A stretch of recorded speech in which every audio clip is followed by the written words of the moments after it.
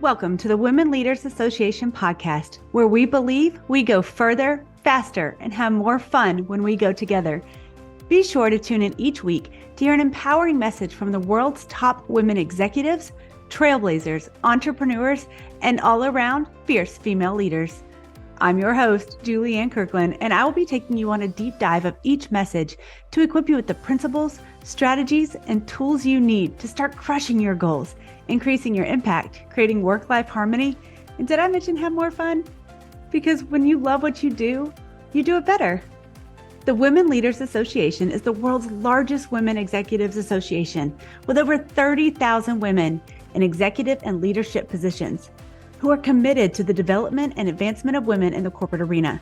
If you would like to get involved in a Women Leaders Association chapter, would enjoy daily podcasts, or you desire to become a part of the Women's Mastermind group near you, simply go to womenleaderspodcast.com. Now let's tune in for this incredible message.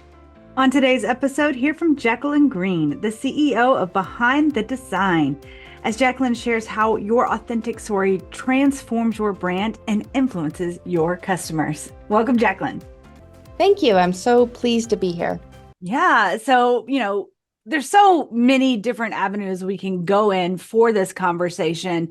And we were just chatting before we hit record, and Jacqueline has so much authority and wisdom in helping those in the design industry, architecture, to be able to create a sustainable business, not just like, okay, I'm going to go work for myself and, thinking that there's going to be all this time freedom when really then you go working 24 hours a day instead of the 9 to 5. So Jacqueline, talk a little bit about what brought you to this point, and then we'll get into what happens next.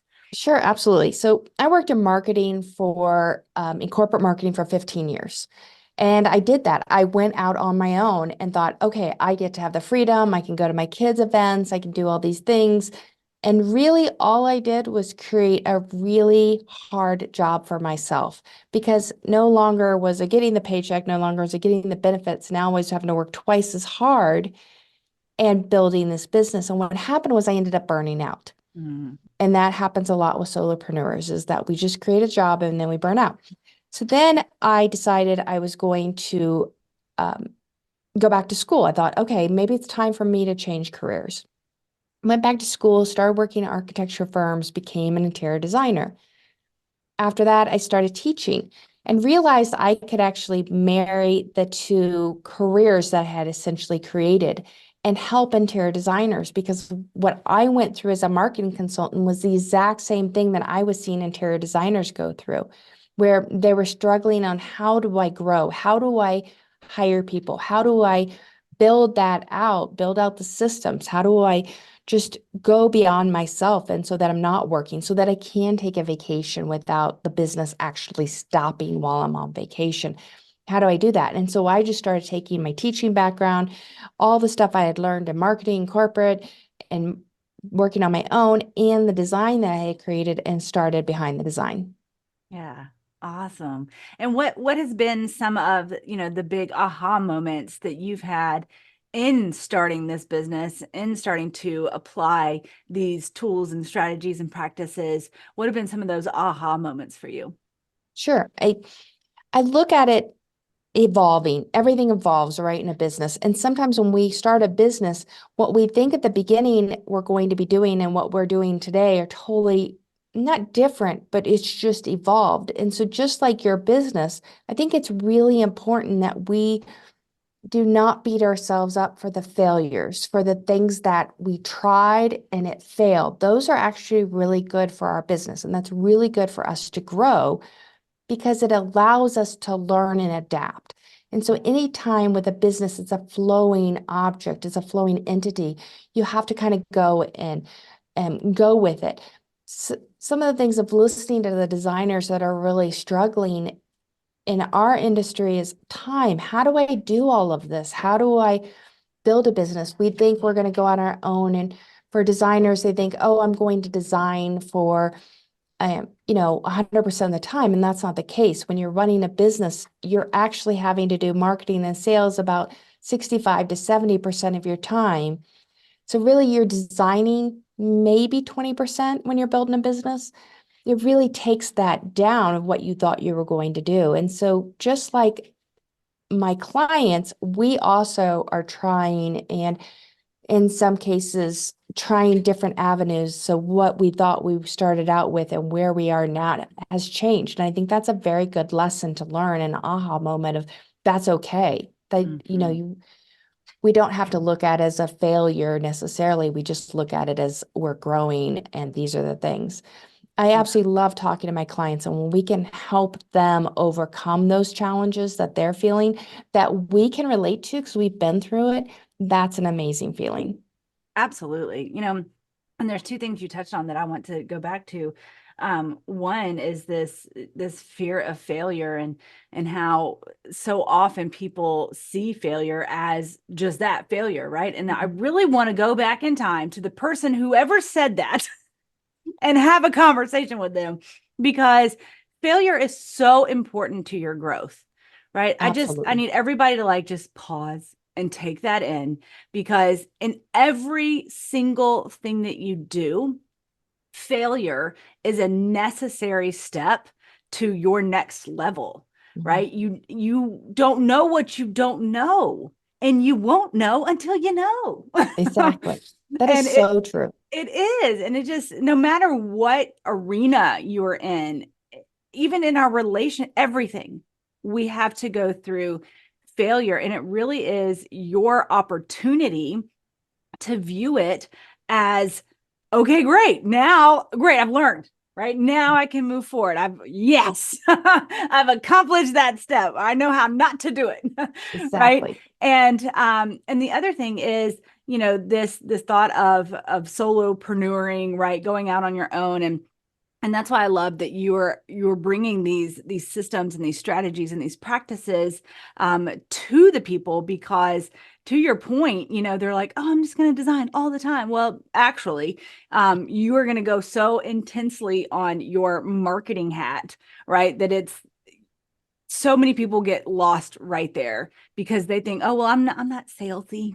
And it's like, well, precious. The truth is, we're always selling, right? We're always selling in every single thing that we do. And it's about the influence that we carry. And some people might argue, well, I don't really have influence. Again, yes, you do. Influence, right? Is that is what leadership is, the ability to influence others. And we're always carrying influence, whether for good or for bad. And so, just having your company in place to be able to illuminate these areas of growth and opportunity for the creative, to be able to not feel like, oh, I have to come up with a new wheel. I have to do it on my own. I have to understand at a different level. And that's where you come into play. So what has been kind of your favorite thing that you've discovered through this process? Oh, wow. That's a hard one because there's been so many things that I have come through going, oh, okay, we didn't do it like we tried it this way and then we adjusted and we can do it this way. And so to say there's one thing, but the biggest, like, at least from a personal standpoint, is the visibility part. Mm. When I was in marketing and even when I went into design, I didn't realize how important putting yourself out there. I wasn't a fan of social media because I'm not one of those people that's going to sit and scroll for an hour. I'm not. I'm too busy. I'd rather do other active things. And so I really didn't understand it. I understood it enough to do it for my clients, but I didn't understand enough of how me enhancing my visibility was going to be a big deal. And I can give you a great example. Last week, I was at a conference with my husband, and it was an amazing conference. And they would bring up 3 to 5 people, different panel sessions throughout the entire 3 days that we were there. And it would be a mix of women and men.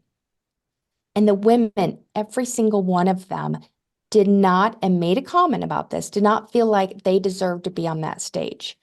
And when the moderator sat there and told them and put their accolades out there of how much money they're making, how successful they're being, they ended up being far ahead of the men that were on that stage, but they were the only ones that apologized for being on that stage. The men weren't apologizing. And to be quite frankly, they were kicking their butts. I mean, they Wow. all had individual businesses, but they weren't realizing in their was just, well, I'm going to stand back here and just do my work and work really, really hard. And so I realized that that was me too. And I think as I'm a mom of two boys and a wife. And so I think for so long I put them in front of me. So Mhm. when I came to my business, I just did all the work in the back end and didn't realize how important it was as a business owner to be visible, Yes. whether that's through social, whether it's through speaking, which I do a lot of, whether it's doing videos, whatever that is how do I become more visible and stand in my own space and say, no, I deserve to be on this stage. And that's a real big lesson that I've learned through building this business and looking at my clients. So many of them don't want to be on video. And it's like, you got to get over it. Yeah. You have something to give. You are actually being selfish by not sharing your gifts. It's so true. It's so true. And, I'd say it to people all the time. It's like you are withholding the key to somebody else's breakthrough when you don't show up Absolutely. And, because it's and not I've about been, you. yeah. It's not. It And goes so far beyond you. those women on the stage, I felt what they were feeling. Sure. And I've been there. Absolutely. But I think that's one of the biggest things that I've learned. And maybe it's just on top of mind because I was there last week, but how do we show up in our fullness and really impact someone else? Because what you said exactly, there is somebody out there who may be in the same place I was, 6 months ago, who just needs to hear something of someone else overcoming whatever challenge that is. Yeah. And so I think it's really important that we show up, be visible, and share our knowledge. Absolutely. And we talk about imposter syndrome a lot on this podcast. And the truth is, right, one, recognizing that it goes so much further beyond you than just you. Mhm. Right. Again, like you are the key to somebody else's breakthrough.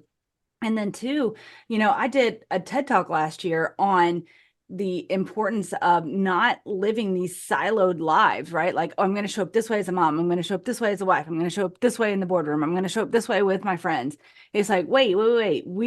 When we do that, when we suppress parts of ourselves in certain areas of our life, like that's exactly what we're doing. We are suppressing parts of who we are, and it's like, wait a second, I can still be a boss and, Mhm. be with my husband and love and respect his ideas and, without infiltrating him, whatever the situation may be.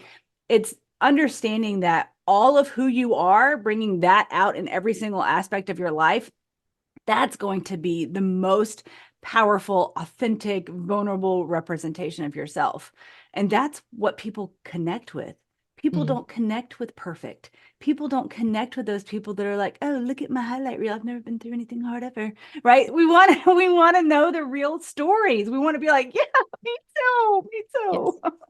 And that is so true. And when we share that authentic, and for a long time, especially when you look at social, we saw perfection. Mhm. And and this is part of the reason I didn't like social for a long time until I realized how I could actually use it for good. That sounds really weird, but where I could use it for my own, not enjoyment, but just how can I share with a larger audience and reach more people and share that message that we've been talking about. Um, but for a long time, we looked at it and you would scroll through and you'd be like, "Ugh, these people are going on vacation. I can't afford a vacation. Oh, this person's kid just graduated with honors, where I'm really struggling to try to help my kid just get through math." That was me because I'm really bad at math. Whatever those things are. And so we start feeling bad about ourselves. Where instead, now we're seeing a shift in social media and we're seeing people say the authentic. Now, you don't want to go to the full negative side, but making posts and comments about I'm going through this difficult thing and this is what helped me might help somebody else Mhm. instead of everything having to be perfect. Now, with that said, you're not going to really see me on social without makeup on. I'm sorry, it's just not going to happen. But you can still be your authentic self and show your personality, show your sense of humor, and not worry so much, I think, about it being perfect and saying the right things. So I stumble on words all the time. And when I'm recording videos, I'll be like, oh, I need to re-record that. No, I don't. Yeah. It's okay. I do it in life too. I stumble on words or a word doesn't come to my head. I can't recall it real quick. And that's just life. And it shows Yes. that we're all like that. Yes. And that's such a good point because, you know, again, many the women that listen to this podcast are, CEOs of their companies or are out speaking or are, and they get caught up in that, like, oh, what if it's not perfect? What if it's not presented the right way? What if I forget? And my advice, what I do, what works so well for me and being able to truly connect with people, an audience, or, wherever I'm at, is to be real and to call it out and be like, I cannot remember the word. And anybody else, like, show of Yeah. hands, who has that happen to them on a daily basis, right? Yeah, me too. Right. And just you bring them in and they're like, yeah, yes, that happens to me. And it releases all of those stories that everybody's thinking about in their head, right? The expectations, all that. It just allows all of that to go away and be like, okay, sweet. I'm just having a conversation with a cool person. Awesome. Yeah, exactly. And it's so funny because I never want to see anybody stumble or fail or anything. But when you hear somebody that you admire, whether it be a podcast host, a CEO, um, somebody, one of your networking groups, whatever, when you see somebody that has gone through a challenge, overcome that challenge that you can relate to, it makes them more real. Yeah, Because if you just see somebody and you see their perfection all the time, you can't relate to that. I mean, I can't relate to perfection because I can tell you my life is a mess sometimes. sure. That's what happens. Life is messy sometimes. And other times it's great. We're moving along and everything's cooking. But then there's messy times. And I call them seasons. I always say I'm in different seasons, right? Yeah. And when you're in different seasons and you hit a season, but when you see someone else, you can relate to that. Okay, if this person I admire is also having a season, having a situation, those things it's okay that I have those too, Yeah. even if it's not exactly. So I think that's a really important part. And I think it's an important part to kind of set that aside and continue to be visible and put yourself out. Absolutely. It's so important. And again, it goes beyond you, right? The people that are listening to this podcast, they want more out of their lives, right? Not just like more tangible things, but more impact, more influence, greater reach, right? We are all like missioned women out there to make the world better for women, right? To make it better and really have those deep, meaningful conversations. I've interviewed celebrities and New York Times bestselling author, like from the gambit, right? And my thing with being on this podcast is I don't really care about your title. Let's be honest, I don't. Right. Right? Yes. Sometimes it helps get you in the door, but at the same time, I want to know your story. I want to know, like, what is it? Like, what is it that you have to offer? I don't Great, you have titles, amazing, wonderful. I know you've worked very hard for those. And yet, like, what are the things that you've been through? Right? Because there's going to be somebody listening that, like, that's what they're looking for. It's interesting when you're telling your stories too, and people, I often find this where people are like, well, I don't have any stories. Oh, yeah, you do. You have a ton of stories. But when you start telling your stories, you also learn something about yourself.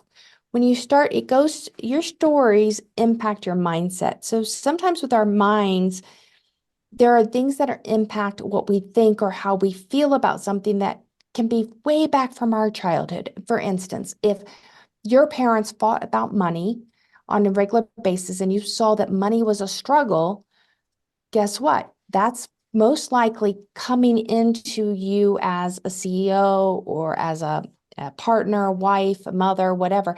Those things that happen when you were younger play into that. Yeah. But when we start telling our stories, we start really kind of looking at how did that impact me? How did I tell a story I do a speech about visibility and I talk about some of a pretty big trauma that happened to me when I was 10 years old. And in really addressing that, it dawned on me as I kept telling that story of how many life lessons that really came out of that I could really use for my own personal growth. Yeah. And so as we instead of thinking, oh, I don't have stories, instead let's look at those stories and how did those really impact? And then as you talk about them, it helps you heal, but it also helps you reinforce your own lessons out of that. And you're sharing it with someone else who's also learning lessons out of it. Stories are just so important. Absolutely. And I'm glad you touched on the money thing of, like generationally, because that is so many people's battle that maybe they're not even conscious of, right? That Oh, very much. they could be successful, air quoting, if you're not watching on YouTube. But and the truth is, because they have not addressed those stories from their past, they have a focus on lack, and everything feels rushed and hurried and lack focus. And when we focus on lack, it will cost us our abundance every single time. Every Every single time. time. Yeah. Mm-hmm. And you're right. You don't know you're necessarily doing it. It's funny because as my business has evolved, so have I personally have evolved. And I have seen so much growth in my own self and how I view it.